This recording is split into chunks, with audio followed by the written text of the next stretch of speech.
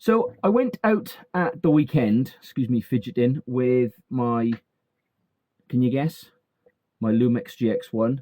Uh, I do, phone doesn't stop, man. Apparently I need an eye test. Who knew? Where was I? Yes, I went out at the weekend with my Lumix GX1 and the 25mm f1.7 prime lens, which I really like. And I went to a local village called Combe. If you're not from the UK or from this part of the country, you may not have heard of it, but it's a really lovely place. It's got like a racetrack and everything there, and the wider village has got some really lovely houses, and it's a really nice spot.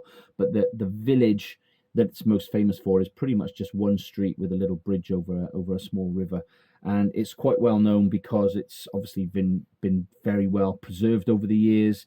It's been untouched by a lot of modern things, although there were quite a few police cones to prevent people parking on the streets. But there we go. It's well known for being used in a few films. So the most famous being Dr. Dolittle, the 1967 version with Rex Harrison, not the 2000 and something version with Eddie Murphy, where this little village that is landlocked by about, I don't know, 70 miles or something, was turned into a fishing village. I'll try and show some images on screen from the film, but the only ones I could find were really quite low resolution. So I'll put links below if you want to go and take a look.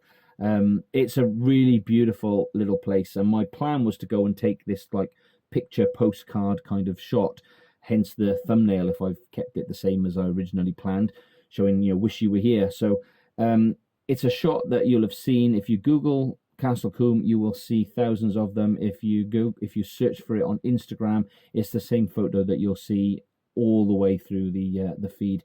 And I wanted to go and take that photo. And while I was there, obviously there were people around. The odd car would come through, and I thought, why am I trying to take a photo that's been taken a million times before? Why don't I try and take something a bit different? And I don't know if I've achieved something different, but I decided just to embrace what was there and then. And I guess I wanted to do some street photography type photos, if you like. So I kept the people in the shots. I tried to find some angles with people in. I had a little wander around, tried to find some characters that were in the village that morning, and just take some photos. I don't know what I've achieved, whether I've achieved something really good. My hope was that I was at least going to get half a dozen photos I could share on Instagram, that I could share with you on this video, put up on my Facebook or whatever. I think I've got half a dozen decent photos, and I'm quite pleased with it, really.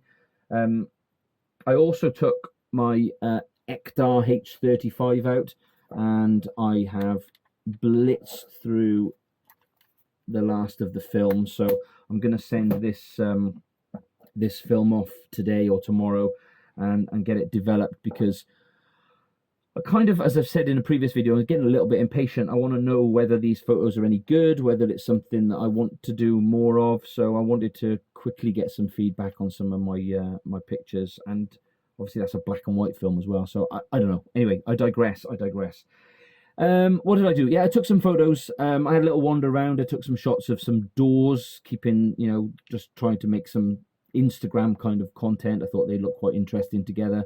And then I took the classic kind of wide shot of the street and the bridge and the river and all that kind of stuff.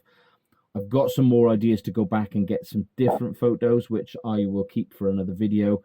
But yeah, it's quite difficult when there's the shots that you'd like to get are, you have to be stood in the river, or you have to go somewhere where you're not allowed to go. There are a lot of private access areas, if you like, and understandably, people don't want just hundreds of tourists wandering inside their front door, or trampling on the flowers in their garden or something. So it's quite limiting what you can get. So I had a little wander around. I got a few photos. I tried to get some features and some details. And one of the things I did notice was that while I was taking these sort of wider shots, the quite typical ones, I then decided I wanted to crop those as more Instagram story type photos. And when I cropped those photos in, I didn't really notice the height, if you like, of the scene. So it's very easy to go somewhere like this and just be focused on these Cotswold buildings and this little windy road and the bridge and the river. But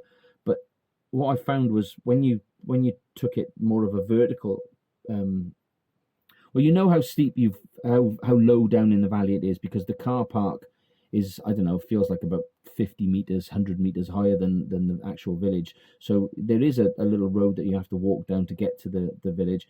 So when you take a shot going back up, it's understandable to see that you're going to see, like, scenery behind it. But I never really looked at it until I cropped the photos, and I was quite pleased that you can get a shot with, the cars and the road and people and the buildings and then trees and the hill and then the sky, and it actually just makes you, it pulls your eye through the shot, I think, and it makes quite a nice image for a story photo, if you like. I'm just waffling.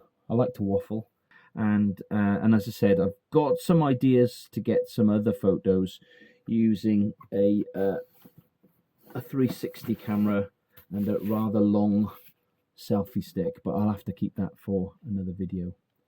See you soon.